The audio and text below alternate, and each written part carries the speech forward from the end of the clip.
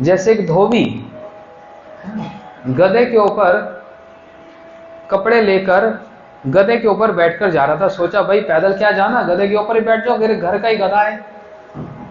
तो गांव वाले सब कहने लगे कैसा मूर्ख है, सवारी भी किसकी, गधे की। गधे के ऊपर एक और गधा बैठ गया। इसने सुन लिया तो अगले दिन गधे के ऊपर नहीं बैठा, उसके साथ साथ पैदल चल रहा है। अब सारे लोग कहने लगे कितना मूर्ख है, घर में सवारी है उसके ऊपर नहीं बैठ रहा, खुद पैदल चल रहा है, कितना गधा है। इसने सोचा भाई ऊपर बैठो तो गाली, साथ चलो तो गाली। अब तीसरे दिन क्या करता है, गधे के आगे आगे चलता है। सब लोग कहने लगे कितना मूर्ख है, देखो चल भी किसके आगे रहा है, गधे के आगे। इसने जब ये सुन लिया कहना अच्छा आगे भी नहीं चल सकता, अब गधे के पीछे चल रहा है। ये देखकर तो सारे हंसने लगे कितना मूर्ख है, चल भी किसके पीछे रहा है, गधे के। सोचा भाई और कौन सा कोना बचा, ना आगे ना पीछे ना साइड में ना ऊपर, कोई जीने नहीं देता। ये संसार की स्थिति। इसलिए गधे का मतलब ही क्या कहा जाता है, और गधा होता भी कैसा। बारिश के दिनों में घास उगती है ना पार्क में, तो गधा ऐसे मुंह उठाकर देखता है, अरे इतनी घास मैंने तो कुछ खाया ही नहीं, सूख जाता है एकदम पतला सा हो जाता है, करे इतनी घास मैंने कुछ खाया ही नहीं। और गर्मियों के दिनों में जब सारी घास सूख जाती है ना, इधर देखता है, अरे मैंने इतना खा लिया, मेरा पेट भर गया देखने से ही। यह है गधा, इसको बोलते हैं अज्ञान। जैसे हमारे भक्त एक बड़ी सुंदर कथा सुनाते हैं कि एक बार घर में एक धोबी, उसने अपने घर में गधा बांध रखा था। अब ये कभी कभी वृंदावन में जमुना जी का पानी पीने आता, वहां पर जमुना जी के किनारे एक गधा रहता, बड़े आराम से जमुना जी का पानी पीता, लोग अपने आप ही पेड़ा खिला देते, कुछ खिला देते, बड़े मस्ती में रहता। इसने धोबी के गधे को देखा, हाँ, और उस पे मारने का निशान था। तो ये जमुना जी वाला गधा बोलता है, अरे भाई, गधे का भाई तो गधा ही भाई तो होगा, तेरे को इतना मारा, तेरे मालिक ने इतना मारा, क्यों? बोलता है मत पूछो। अच्छा चल तू छोड़ दे उस मालिक को, तू मेरे साथ रह, कितना खाना पीना आराम से चैन की जीवन सोता हूं मैं, यहाँ पर आराम से पड़ा रहता हूं, क्यों अपने मालिक की सेवा करता है, छोड़ दे सब। बोलता तू कह तो ठीक रहा है, सोचता हूं बताऊंगा। 2 दिन के बाद फिर आया, फिर उसको डंडे के निशान पड़े हुए। तो जमुना जी वाला गधा कहने लगा, अरे इतना मारा तेरे को, तू क्यों नहीं छोड़ देता मालिक को, मेरे साथ रहना, देख मैं भी तो जी रहा हूं, कितने प्रेम से जी रहा हूं। बोलता अच्छा सोच के बताऊंगा। चौथे दिन फिर आया, अब तो पैर लंगड़ाते लंगड़ाते आया। बोलता है ओहो हो, तेरी ये हालत देखी नहीं जाती, क्या हुआ? बोलता है मालिक ने बहुत मारा। तो तू क्यों नहीं छोड़ देता मालिक को जो इतना मारता है, मेरे साथ रहना। बोलते आज बता दूं रहस्य की बात? बोलते बता दे। बोलते रहस्य की बात तो ये, मेरे मालिक की ना एक बड़ी सुंदर बेटी है, धोबी की एक बड़ी सुंदर बेटी है। धोबी कपड़े धोता है और उसकी बेटी उसको प्रेस करती। एक दिन उस बेटी ने कपड़े प्रेस करते करते कपड़ा को जला दिया, और मैंने देख लिया और सुन भी लिया। मेरे सामने मेरे मालिक ने बेटी को डांट कर कहा, बेवकूफ, अगली बार कपड़ा जलाएगी तेरी शादी गधे से करूंगी। बोलते तब से मैं घर में पड़ा हूं, कभी कपड़ा जलाए और मेरे से शादी हो जाए। उस शादी के चक्कर में इतनी मार खा रहा है, इतनी मार खा रहा है, इतनी मार खा रहा है। इसका मतलब क्या? प्रहलाद जी कह रहे हैं, कामादि न कति न कति न पालित दुर्निदेश। प्रहलाद जी कह रहे हैं, ये तो थोड़ी सी बीच में एक उदाहरण दे दिया ना, थोड़ा हंसी मजाक भी चलता है, लेकिन इसके साथ साथ सिद्धांत क्या, इतने परम भक्त प्रहलाद जी वे कह रहे हैं मैं सारा जीवन एक मालिक की सेवा की। कौन से मालिक की? कामना, अपने कामनाओं का दास बनकर रहा। और वो मालिक ऐसा जो कभी संतुष्टि नहीं होता, बोलते और सेवा करो और सेवा करो और सेवा करो, आज तक कभी संतुष्टि नहीं हुआ। मैं इसकी सारा जीवन सेवा करते करते थक गया, तो अब मैंने विचार किया अपने मालिक को बदल दूं। ये वाला मालिक कभी संतुष्ट होता ही नहीं, लेकिन अब मैंने अपने मालिक को बदल दिया। अब किसको मैंने मालिक बनाया? राधा कृष्ण युगल सरकार को अपना मालिक बनाया। और ये ऐसा मालिक कि अल्प सेवा प्रभु बहु करी मानी, थोड़ी सी सेवा करता हूं तो बड़ा संतुष्ट हो जाता है। भगवान की थोड़ी सी सेवा की जाए परम संतुष्ट हो जाते हैं। अरे तूने मेरे लिए इतना कर दिया। एक बात समझो, अगर हम भगवान के पास जाकर कहें भगवान हमने भागवत जी सुनी थी, कहां पर? हनुमान मंदिर जेड पार्क। भगवान ने कहा किसने कराई थी? वो हमारे एक डॉक्टर गोयल जी हैं, उन्होंने करवाई थी। भगवान ने पूछा कथा कही किसने थी? वो एक वृंदावन से महाराज जी थे, उनका नाम था सिद्धांति महाराज। अच्छा, सुनी किसने थी? बोले हम सबने सुनी थी। फिर अब मैं आपके पास आकर बहुत कुछ मांगता था, अब मैं आपके पास आकर ये मांगता हूं उनकी कथा सुनकर आप अपनी भक्ति मुझको दे दो। भगवान कहेंगे अच्छा तू बदल गया, बड़ा अच्छा, मैं बड़ा प्रसन्न हो गया। भक्ति चाहता है? बोलते हाँ, वो तो मैं दे ही नहीं सकता क्योंकि मेरे पास वो है ही नहीं। भगवान किसकी भक्ति करते हैं? भगवान थोड़ी ना भक्ति करते हैं, जिसके पास है वही तो दे सकता है कि नहीं? आपके पास 20 रुपए हैं और मैं आकर कहूं 100 रुपया दे दो, दे सकते हो? तो भगवान किसी की भक्ति थोड़ा करते हैं, लेकिन आशीर्वाद देकर, प्रेरणा देकर उनके पास दया। भगवान नहीं, भगवान आशीर्वाद देकर, हाँ, खाली आप नहीं छोड़ेंगे, आशीर्वाद देकर अपने भक्तों के पास भेजेंगे, जिनके पास जाकर भक्ति हमको मिल जाएगी। तो भक्ति देने वाले भक्त हैं,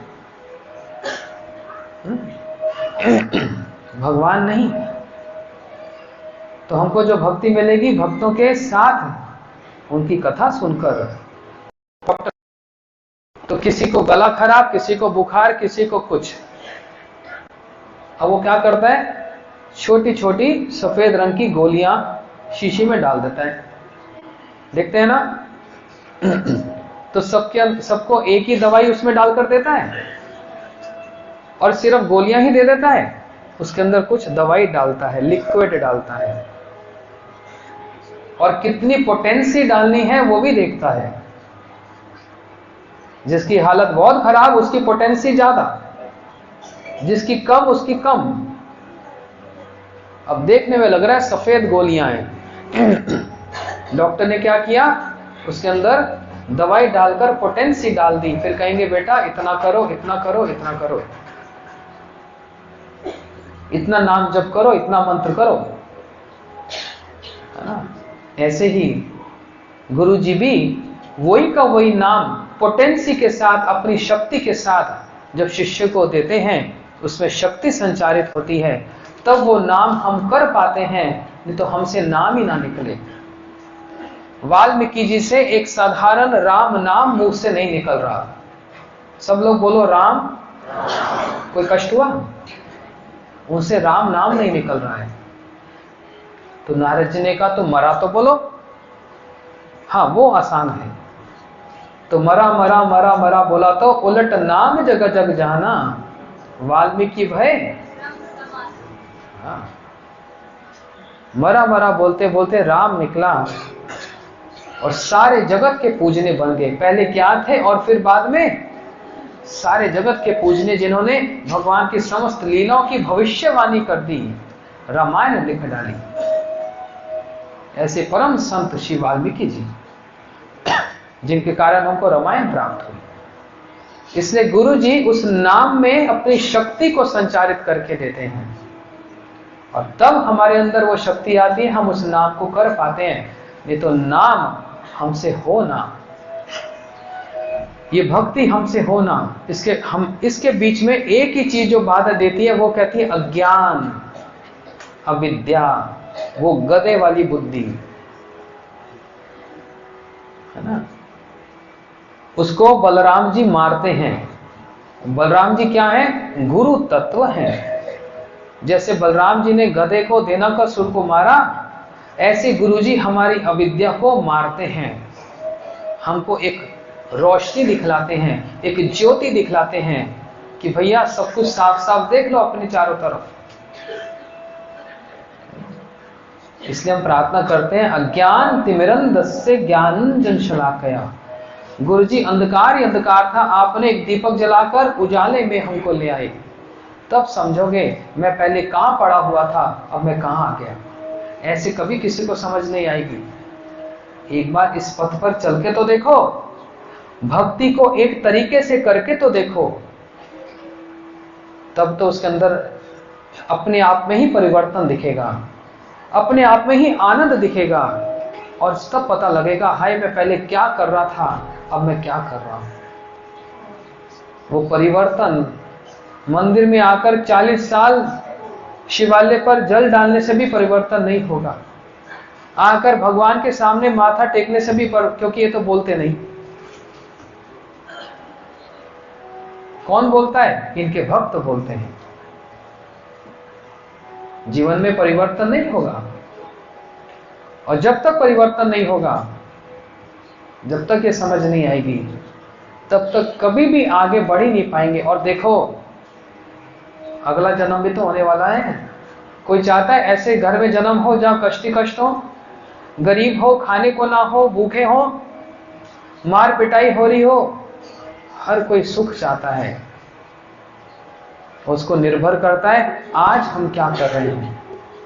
इसलिए जिस दिन कोई व्यक्ति गुरु जी से नाम लेता है, माला लेता है, पुराने जन्म के एक जन्म नहीं, खरब जन्म भी नहीं, 100 खरब भी नहीं, अनगिनत जन्मों का सब पाप ताप उसी समय शून्य हो जाता है, खत्म हो जाता है। दिव्य ज्ञान यदो ददात कुर्जस्य पाप संक्षयम, सारे के सारे पाप ताप नाश हो जाते हैं। गुरु जी सब अपने सिर पर ले लेते हैं और उसको पवित्र करके आगे बढ़ाते हैं। हम भगवान का कभी भी ऋण नहीं मानते, दर्शन करने आ जाते हैं, बस चले जाते हैं। ये है क्या, करते क्या है, वो तो भक्त ही बताते हैं। इसलिए उन भक्तों का संग करो, उनकी सेवा करो, उनके चरणों को रगड़ो, तब समझ आएगा हमको क्या मिला। एक छोटी सी बात है, बताओ, एक व्यक्ति जिसकी दोनों किडनी खराब हो जाए, सोच कर देखो, मेरी दोनों किडनी खराब हो गई, जीने के लिए एक तो चाहिए ना।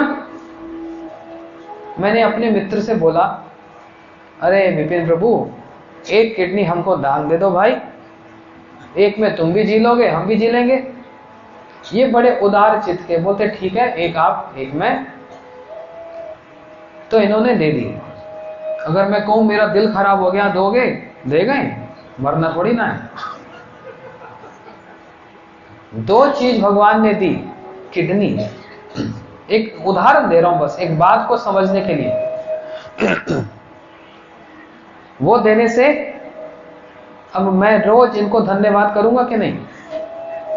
जब मेरे से कोई पूछेगा आप जिंदा हो, ठीक ठाक हो, मैं बोलूंगा भाई इनके कारण जीवित हो, है कि नहीं? सारा जीवन इनके एहसान को भूलूंगा। और अगर ऑपरेशन कराने के बाद मैं इनको पूछूं तक नहीं, तो कैसा होऊंगा? क्या कहलाऊंगा? हाँ, धोखेबाज, और बहुत से नाम हैं। तो सोचो, जिन्होंने हमको एक व्यक्ति ने एक किडनी दान दी, सारा जीवन उसका एहसान नहीं भूलते। जिन्होंने इतना सुंदर शरीर दिया, हाँ, 2 गुर्दे, दिल, लंग्स दे दिए, हाथ दे दिए, पैर दे दिए, आंखें दे दी, नाक दे दिया, और तो छोड़ो आंखों के ऊपर इतनी सुंदर आईब्रोज जिसको बनाने के लिए जाते हैं। और सोचो ये ना हो तो शरीर सुंदर लगता है? कितना सुंदर शरीर दिया भगवान ने। सूंघने के लिए नाक दिया, खाने के लिए दांत दे दिए, स्वाद के लिए जीवा दे दी।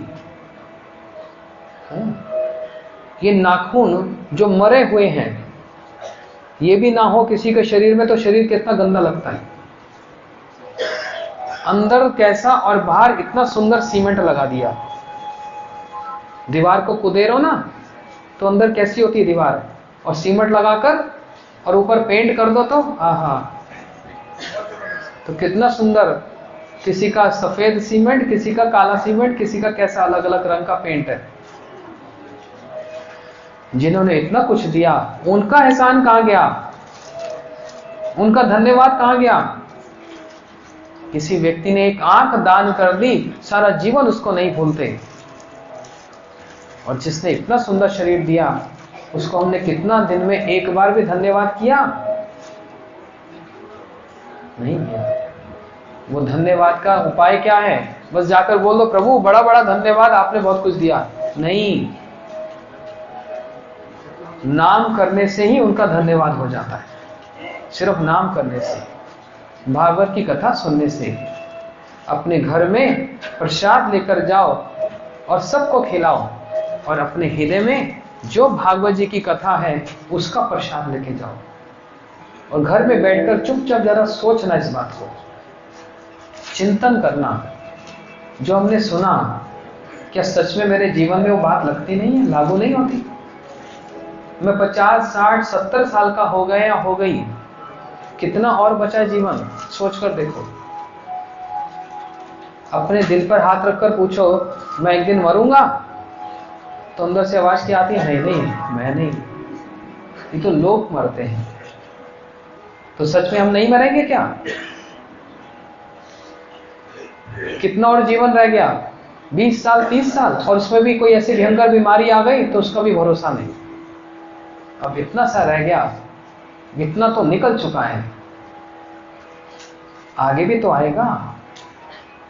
एक जगह तो मातम मनाया जा रहा है और एक जगह मिठाइयां बांटी जा रही है, होता है ना? आज मेरे घर में बेटा हुआ, पूरे मोहल्ले में मिठाई बांटी, लेकिन जिस घर से वो आया वहां पर क्या हो रहा है? सब शोक में पड़े, रो रहे हैं, खाना पीना छोड़ दिया, हाँ, और तुमने मेरे को अकेला छोड़ दिया। वहां पर शोक मनाया जा रहा है और दूसरी तरफ मिठाइयां बांटी जा रही है हमारे लिए।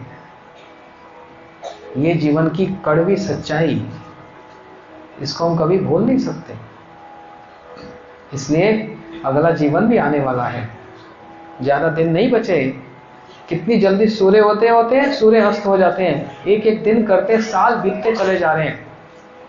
एक समय ऐसे था हम सब लोग जवान थे, आज हम सब बुढ़ापे की ओर, और ज्यादा दिन नहीं बचे। उसके बाद एक नया कपड़ा मिलेगा, एक नया शरीर मिलेगा, एक नई दिशा मिलेगी। इसलिए वो अगला वाला जीवन संवारना हमारे हाथ में है।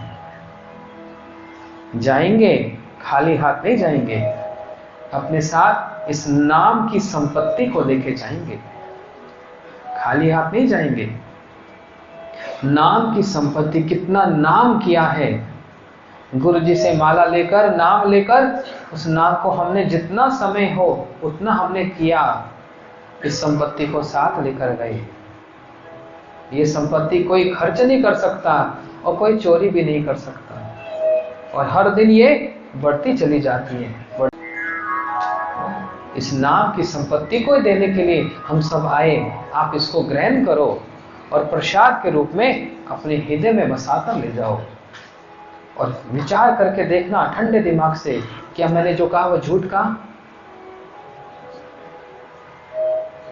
और यदि लगे सच्चा है तो फिर ज्यादा देर मत करो, कल से ही आरंभ कर दो। कल कर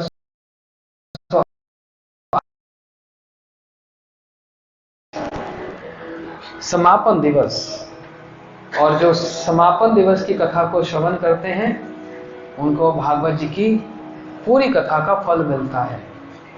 इसलिए कल की कथा सुनना बहुत जरूरी है।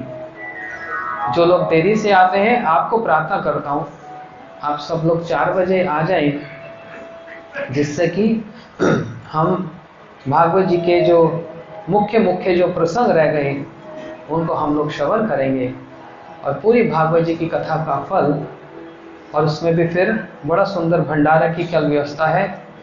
भागवत जी का भंडारा, वो प्रसाद लेकर हम लोग अपने घर जाएंगे। इतना बोलकर आज की कथा को यहीं पर विराम। बोलो भागवत महापुराण की जय, हरे कृष्ण महामंत्र की जय। एक महामंत्र सुना दो।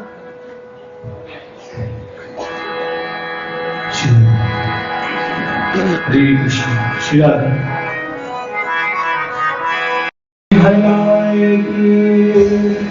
जय जय श्री राम।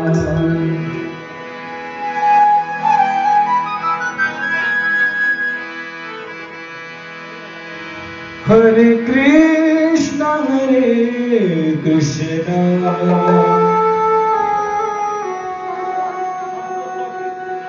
कृष्ण कृष्ण हरे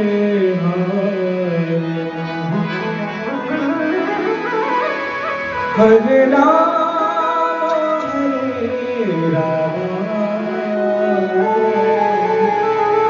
राम राम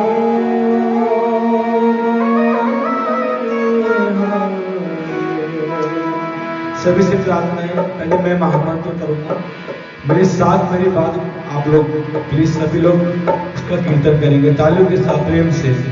हरे कृष्णा कृष्णा कृष्णा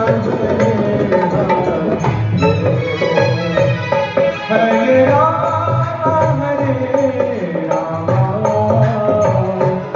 राम राम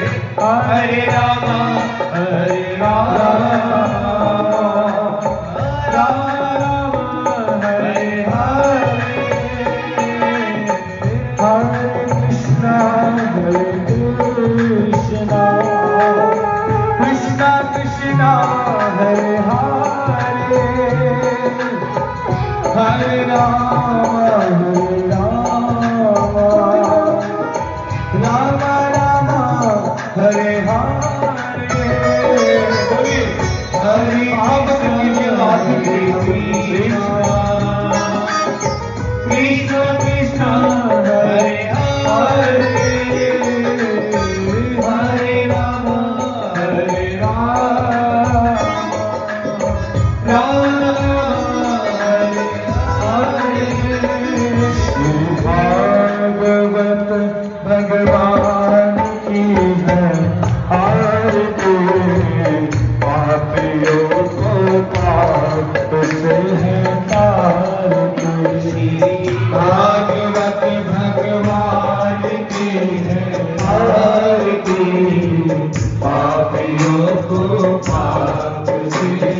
तार की, ये अमर ग्रंथ ये मुक्ति पंथ ये पंचम वेद निराला, तब ज्योति जगाने वाला।